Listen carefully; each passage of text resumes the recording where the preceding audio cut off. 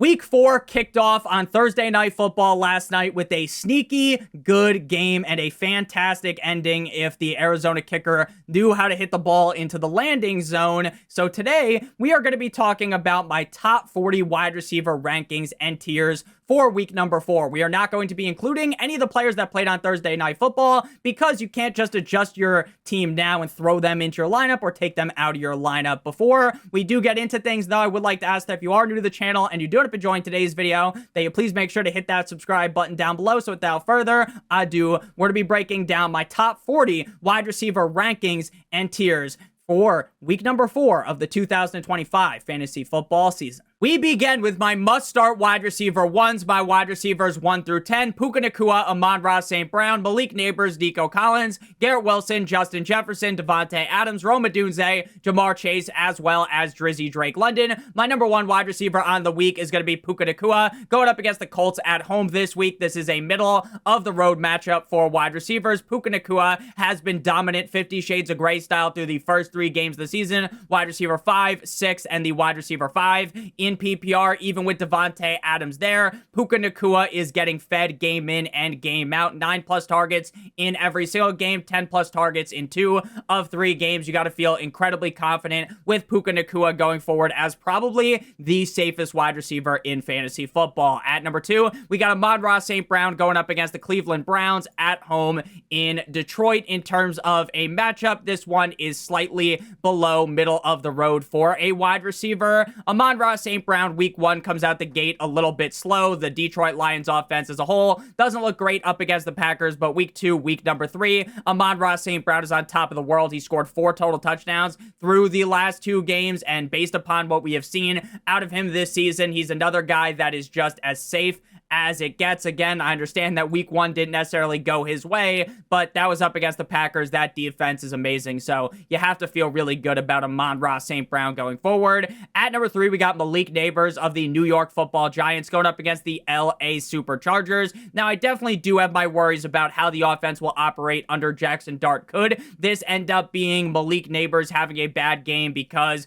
Jackson Dart, frankly, can't hit the broadside of a barn? He's playing nervous. Things don't go well. Obviously, going up against the LA Superchargers is far from a wet dream matchup for any position. So Malik Nabers does have a tough spot here, but I believe that Jackson Dart is going to do the smart thing here, and that is force feed the ball to Malik Nabers, wide receiver 88 last week. Shout out to Des Bryant, wide receiver 2 in week number 2 up against the Dallas Cowboys. Malik Nabers is a guy that you drafted in the first round for a reason. That is because he sees so many targets. So hopefully Jackson Dart is able to revive the upside of Malik Nabers. At number 4 is Nico Collins going up against the Tennessee Titans at home in Houston. Tennessee Titans definitely do have an underrated defense in my opinion, but Nico Collins is a guy that regardless of the matchup could just drop a 30 bomb and no one is going to be shocked at all. In terms of a wide receiver matchup, this is a top 6 matchup, but I still do think the Tennessee Titans defense is better than people give them credit for. Nico Collins was the wide receiver 6 last week up against the Jacksonville Jaguars in Duval, and we all know that while CJ Stroud hasn't looked the best and while the offensive line is a complete and utter disaster, Nico Collins has played very well over the last few years, even with these same scenarios being the exact same, right? Where the offensive line is terrible. CJ Stroud last year doesn't really pay the best, and still Nico Collins has a good year, so Nico Collins obviously has to be in your lineup. Next up, we got Garrett Wilson going up against the Miami Dolphins in Miami. Anytime you can go up against the Miami Dolphins, it is a finger-licking good matchup. Shout out to Colonel Sanders. Garrett Wilson did have a down game in week 2 when the New York Jumbo Jets got absolutely butt-fucked by the Buffalo Bills, but outside of that, wide receiver 7 in week 1, wide receiver 2 last week up against the Buccaneers with another cupcake matchup. I feel great about Garrett Wilson this week. Next up, we got Justin Jefferson of the cold-like Minnesota Vikings going up against the Pittsburgh Steelers over in Ireland, 9:30 a.m. Eastern Standard Time. Now, Justin Jefferson has yet to have a great game so far this season. All games outside of the top 18, wide receiver 20, 38, and 30. I don't think Carson Wentz is the best for Justin Jefferson, but ultimately, Justin Jefferson is Justin Jefferson. So while the quarterback situation situation is a big concern. While the offense as a whole definitely is a concern for the passing attack, Justin Jefferson could just magically pull a rabbit out the hat and have a big game, so Justin Jefferson stays inside of the top end tier. Next up is Davante Adams, currently listed as questionable up against the Indianapolis Colts. He didn't practice on Thursday, but something to think about when you have a wide receiver that is as much of a veteran as Davante Adams, who has been so established in the NFL for as long as Davante Adams. If he doesn't practice until Friday, you don't need to worry at all. He's been in the league for a while. They give him the benefit of the doubt. And if he doesn't practice even on Friday today, there is still a chance that he could play on Sunday. My assumption, though, is that he does suit up in this game up against the Indianapolis Colts. Again, we talked about this with Puka. It is a middle-of-the-road matchup. Davante Adams honestly should have scored more fantasy points in basically every single game this season. He has had a bit of an issue with the drops, but he does have 2 touchdowns over the last 3 games, 2 performances in a row inside the top 24. So once things start clicking a little bit more, I think Davante Adams could easily have multiple games this year as the wide receiver 1.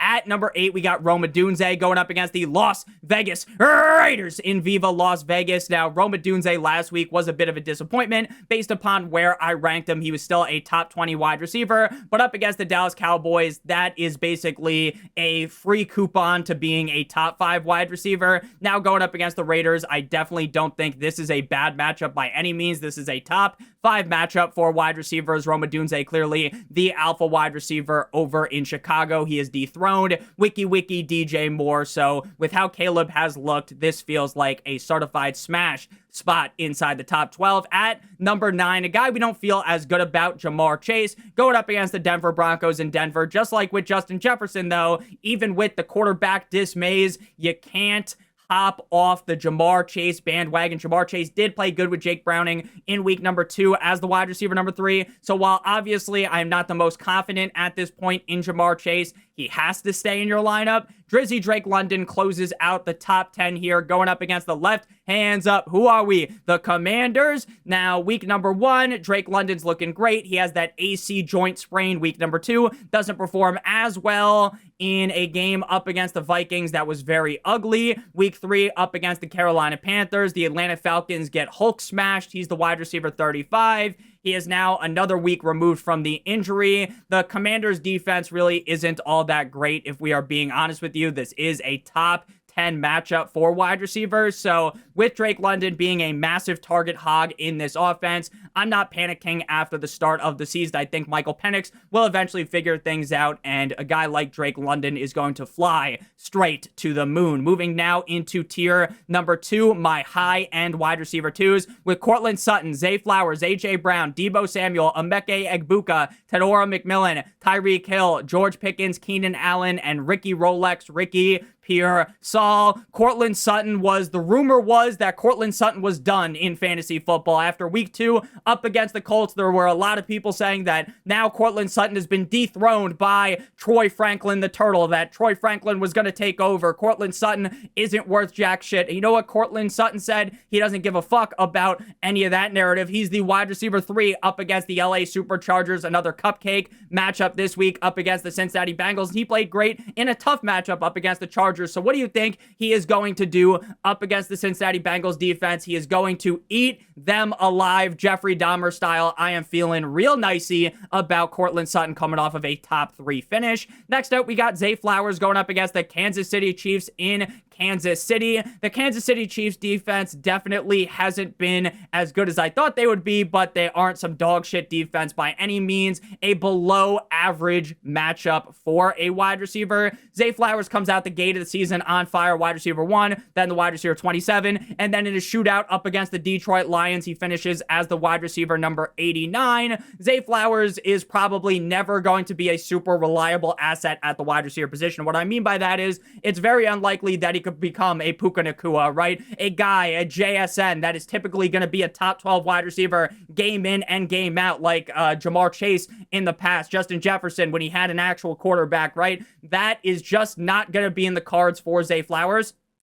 But in a matchup that could be the highest scoring game of the week, I think Zay Flowers could get back to that top 12-ish finish, so he feels great as a high-end wide receiver number 2. Next up, we got A.J. Brown of the Philadelphia Eagles going up against the Buccaneers in Tampa Bay. A.J. Brown, wide receiver 101, like the Wizards, wide receiver 67, and then the wide receiver 4 last week. You kind of just know this is going to be the A.J. Brown experience all year long. This is a team that doesn't have to throw the ball at an incredibly high clip to run games. This is a team that plays great defense and honestly doesn't even have to do much offensively to actually end up winning a game. This is a below average matchup for a wide receiver, but A.J. Brown has that upside like we saw last week, over 100 yards, 6 catches, and a touchdown as the wide receiver 4. So while there are ups and downs, just like Zay Flowers, it's not like you're ever going to be able to actually have the cojones to sit him. Next up, we got Deebo Samuel going up against the Atlanta Falcons in Atlanta. It doesn't seem like Jordy, I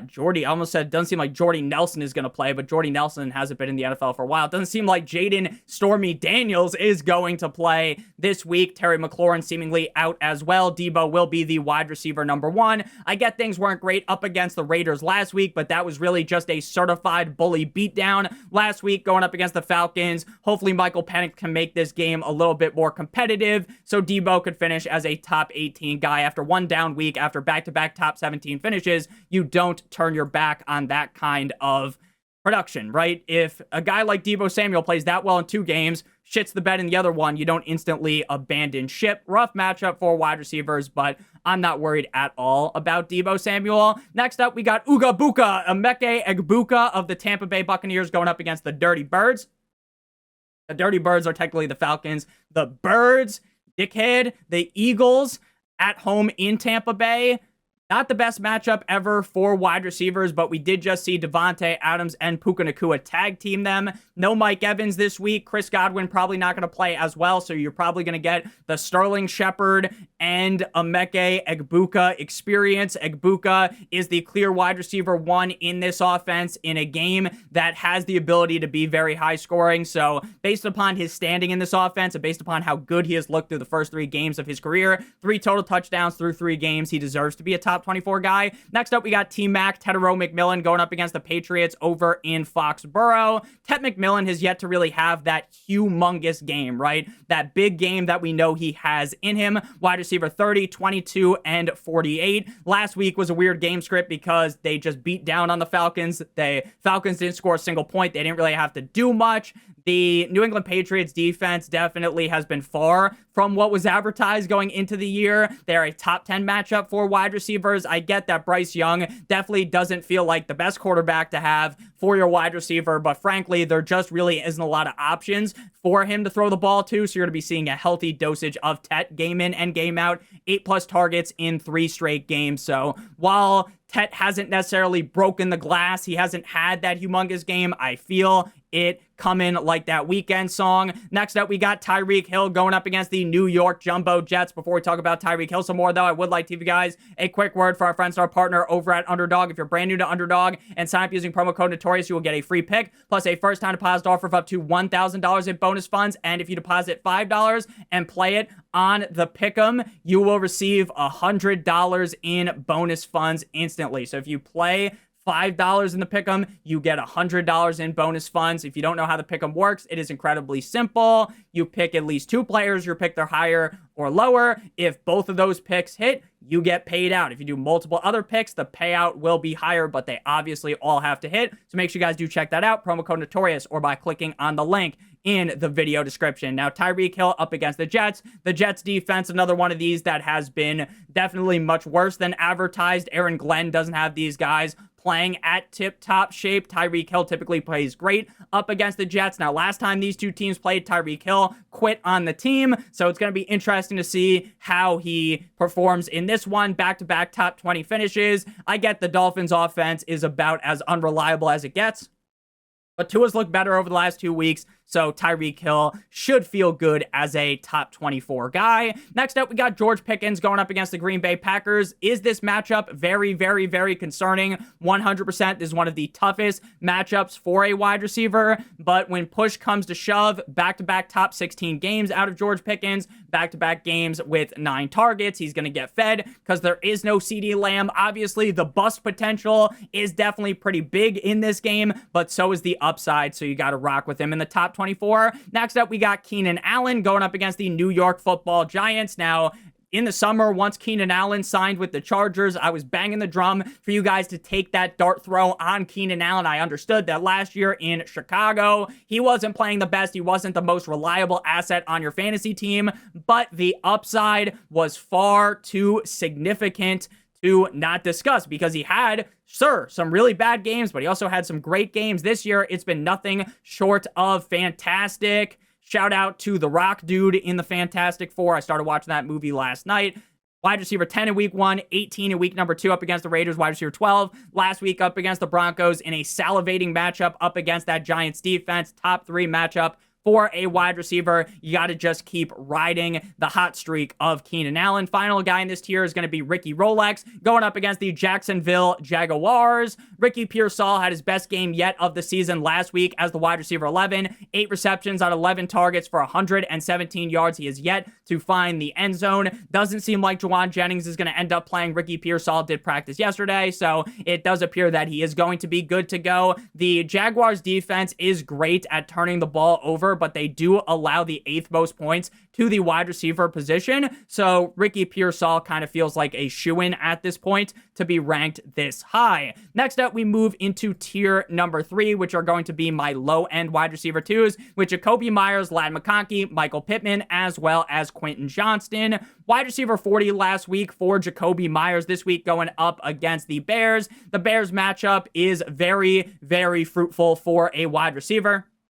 Top 3 matchup up against the wide receivers on a per game basis. Jacoby has fallen off in fantasy points every single week of the season. Obviously, Trey Tucker dicked down the Washington Commanders defense last week. I highly doubt that's going to happen again. Jacoby is still the wide receiver 1 on the team. 10 plus targets in the first 2 games. Last week, just 4. Kind of feels like things are just in to bounce back the way of Jacoby. Like a boomerang, it's going to come back his way. Next up, we got Ladd McConkey going up against the Giants in MetLife. Now, I get, based upon where you drafted Ladd McConkey, you have been walking around with a limp because the guy has bent you over a table, metaphorically, of course.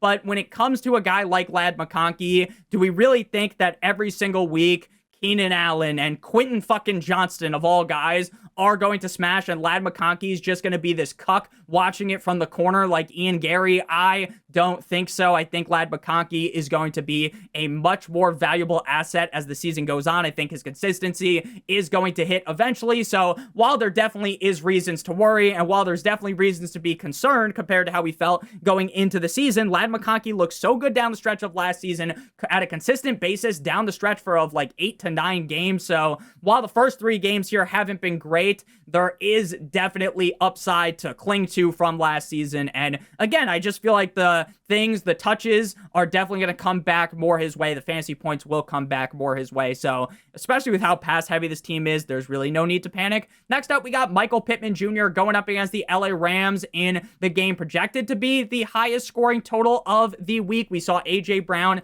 as well as Devontae Smith double dunk. I was gonna say double dash like that Mario Kart game, but we saw them both DP the LA Rams defense last week. This is a middle of the road matchup for a wide receiver, slightly above middle of the road. Michael Pittman has been great, bad, and great again. Now, in week number 2, he shit the bed up against the Broncos. I told everyone that was going to happen. A lot of people told me, Nick, you're crazy. You got to fire up Michael Pittman. Him and Daniel Jones have this elite connection, peanut butter and jelly time together. One great connection, D-Wade to LeBron James, and obviously it doesn't end up working because he went up against the Broncos, but then he gets the Titans and he smashes. So again, I think at some point this offense might come crumbling down. At some point, Daniel Jones is going to have a vintage Danny Fumbles type of game, but as of right now, you got to keep riding the hot streak and keep having Michael Pittman ranked highly in your rankings. The final guy here inside of the top 24 is going to be Quentin Johnston. Now, again, I acknowledge, shout out to Roman Reigns, that I do think eventually the wheels are going to fall off for a guy like QJ or Keenan Allen in terms of their consistency. They're going to have a bad game. Lad is going to absolutely feast.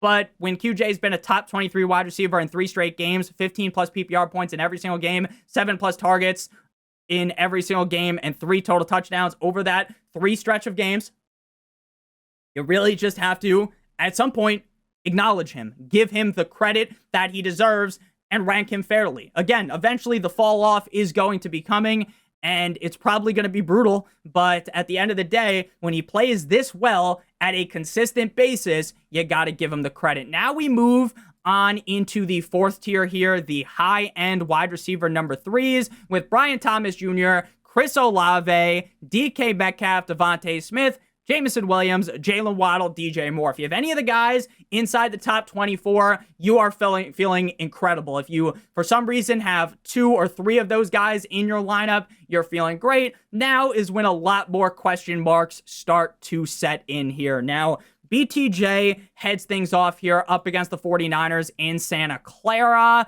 In terms of a matchup, this one is tough for wide receivers. In terms of watching Brian Thomas Jr. play football, things have been tough.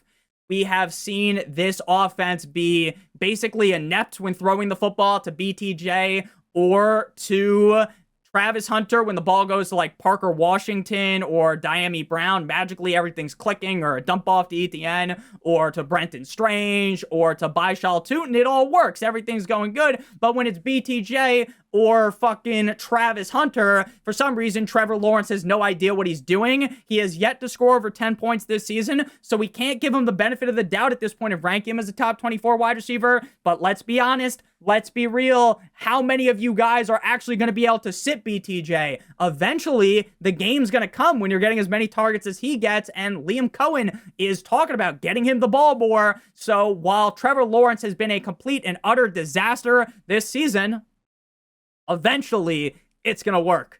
So you just got to kind of stay strong with BTJ. You don't want to just trade him away for some useless sack of shit. You just kind of have to stay in the mud right now and keep rolling him out there. Next up, we got Chris Olave going up against the Buffalo Bills in Buffalo. Now, Chris Olave really doesn't have that high of a ceiling like you walk into a rich person's house. Why is that? That is because of the fact that Spencer Rattler isn't all that great, and while he does see a ridiculous amount of targets, if he had 15 targets this week, no one would be shocked. The problem is the targets aren't the most accurate, and the problem is the offense really isn't that great, so they're not scoring a lot of touchdowns. Chris Olave has yet to score on the year. The Bills matchup is below average, so there are definitely concerns, but again, up against Arizona, wide receiver 27, wide receiver 36, wide receiver 19 last week, up against the Seahawks in Seattle, so while the upside isn't the highest, he does feel like a very safe bet. Next up, we got DK Metcalf. Now, previously in this tier, Marvin Harrison Jr. was in this tier. We will talk about him more last week. I can't believe he actually scored a touchdown in that game. Things were so brutal in the first half. He caused an interception. Things were looking real rough, but he broke free. He was soaring and flying like Zac Efron in High School Musical. So while I'm still worried because we've seen very nice, bad, very nice out of him. 2 great games, 2 bad games.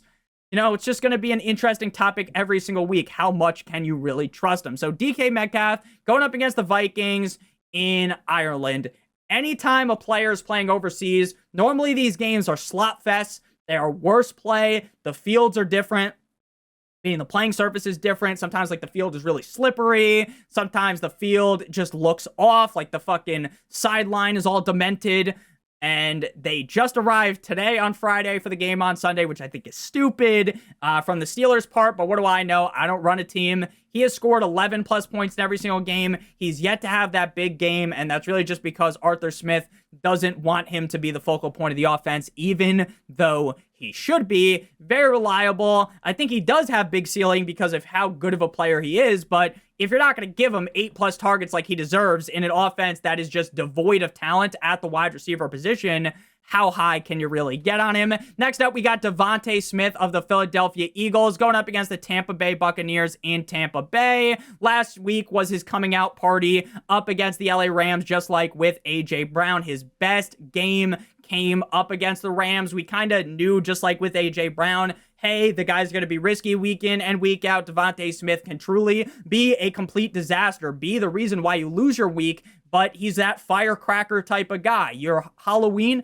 they don't shoot off fucking fireworks on Halloween, at least in New Jersey, but your 4th of July, right? Your 4th of July experience can end like Najee Harris or Jason Pierre-Paul, or it can end up being very fun, and you have that big game, right? Devontae Smith could end up being a complete disaster, and again, I'm not making fun of any of these guys. I hope that is very clear. We're just talking about, bad incidents, and those are people that everyone knows had a firework incident, right? So it could be a very fun 4th of July, or it can end in the fucking hospital. And for Devontae Smith, 2 bad games, 1 great game. You just fucking flip the coin like you're in No Country for Old Men every week with Devontae Smith. Next up, we got Jameson Williams going up against the Cleveland Browns. The same shit I just said about Devontae Smith can be said about Jameson Williams. They're going to be very, very high highs, very, very, very low lows. Going up against the Cleveland Browns defense that is very nice up against the run, up against the pass. They are more middle of the road. J-Mo's coming off of a stinker. He had a banger game in week number 2. Again, the upside significant, but you can't rank him much higher than this because the floor is legitimately like 4 fantasy points. Last week, he had just 43 yards. Next up, we got Jalen Waddle away, waddle, till the very next day, bum, going up against the New York Jumbo Jets. Back-to-back weeks with the touchdown, back-to-back top 22 finishes. Though the reason why I don't have him ranked significantly higher than this is, for one, he's not a big target hog. If he had just 5 targets this week, I wouldn't be surprised. He's not necessarily a lock to score a touchdown either.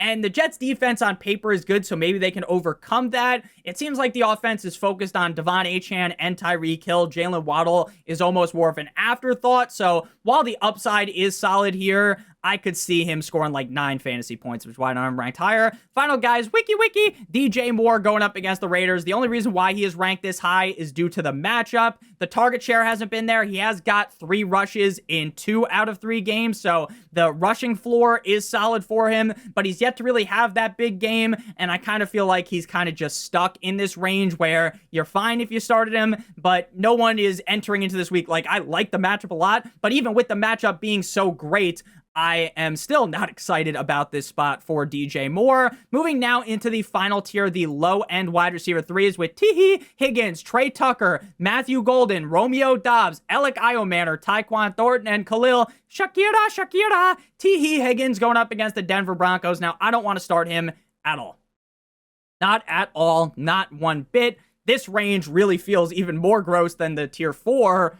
T. Higgins is a great player. This is a bad matchup, in my opinion. He played terrible last week. I think brighter days are ahead with Jake Browning in 2023. T. Higgins was the more reliable guy, so we're not completely jumping ship just yet, but in this kind of a matchup, we are, kind of just standing on the plank right now. We're not fully off the ship just yet. Next up, we got Trey Tucker. I barely knew her, of the Las Vegas Raiders, going up against the Chicago Bears. Wide receiver 1 last week. 8 receptions on 9 targets for 145 yards, and not 1, not 2, but 3 fucking touchdowns. Like when you go to buy a Coke at Walgreens, it's buy 2 Cokes, get 1 free. That's what Trey Tucker had in terms of touchdowns. Now, is he ever going to do that again this season? Fuck no, baby. But he's had 8+ targets in back-to-back weeks. So if the target floor can become more consistent, and if Geno can continue to play solidly, like Trey Tucker could be that low-end wide receiver 3 flex range type of guy every single week. Next up, we got Matthew Golden Scar going up against the Dallas Cowboys. Anytime you can go up against the Dallas Cowboys, it is the kind of matchup that you dream about for a wide receiver. Matthew Golden's going to sleep like a baby on Saturday night, just envisioning the amount of domination that he could put up against this Cowboys defense. Now, Matthew Golden had his highest target share last week, 4 for 4, like he was at Wendy's for 52 yards, 3 rushes for 9 yards up against the Browns as the wide receiver 37. There was clear risk here, and Romeo Doubs is definitely safer, but when the matchup is this great, when the matchup is this easy as 1, 2, 3, A, B, C, shout out the Jackson 5, Matthew Golden belongs in the low-end wide receiver 1. I mean, low-end wide receiver 1, that's a little high. Low-end wide receiver 3 range. Then we've got Romeo Doubs going up against the Dallas Cowboys. For him, you're just betting on the touchdown. It seems like Jordan Love likes targeting him inside the red zone. The target share bounces up and down like crazy, like you're bouncing around in a fun house.